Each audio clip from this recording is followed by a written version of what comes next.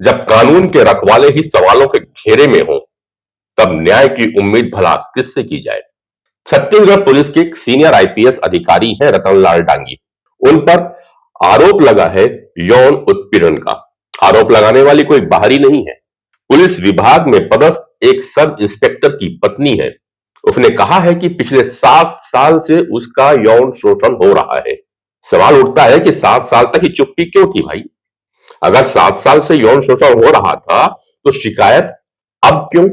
और अगर यह शिकायत अब की गई है तो क्या यह कानूनी साहस है या किसी मंशा का परिणाम?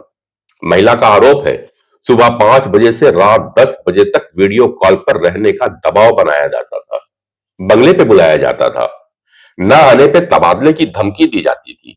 लेकिन दूसरी तरफ आईपीएस दागी का कहना है कि मुझे ब्लैकमेल किया गया, मुझे जहर खाने, परिवार तोड़ने और फोटो वायरल करने की धमकी दी गई। यहां कहानी सिर्फ यौन उत्पीड़न की नहीं है या ब्लैकमेलिंग की नहीं है। यह कहानी है पुलिस महकमे के भीतर की उस सांध की, जहां सत्ता, पोस्टिंग और संबंध कानून की किताब से ऊपर जाकर इंसानियत को नंगा कर देते हैं। अगर महिला सच कह रही है तो यह अपराध सिर्फ व्यक्तिगत नहीं है, यह पूरे पुलिस तंत्र पर और जनता के विश्वास पर हमला है। लेकिन अगर महिला झूठ कह रही है तो यह कानूनी ब्लैकमेलिंग का खतरनाक उदाहरण है, जहां महिला सुरक्षा कानून एक हथियार बन रहा है न्याय के खिलाफ।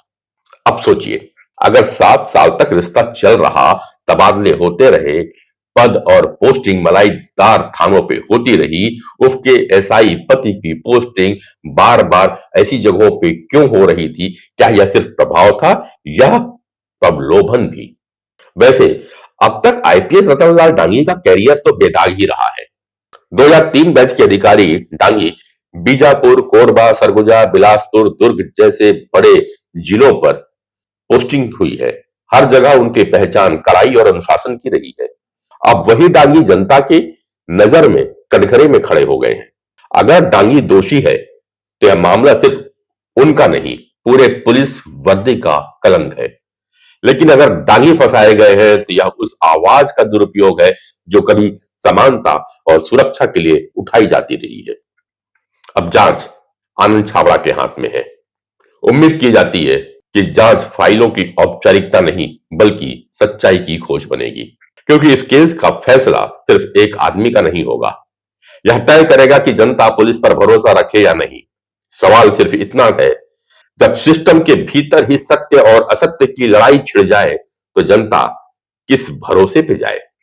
और सबसे बड़ा सवाल, क्या न्याय उस ओर झुकेगा जहां सच है या जहां शक्ति है? वर्दी पे दाग सिर्फ तब नहीं लगता जब कोई अपराध करता है, बल्कि तब भी लगता है जब सच्चाई को साबित करने में देरी हो जाती है। आप अपने कमेंट्स और विचार लिख भेजिएगा। रहेगा इंतजार नरेंद्र पांडे का। नमस्कार।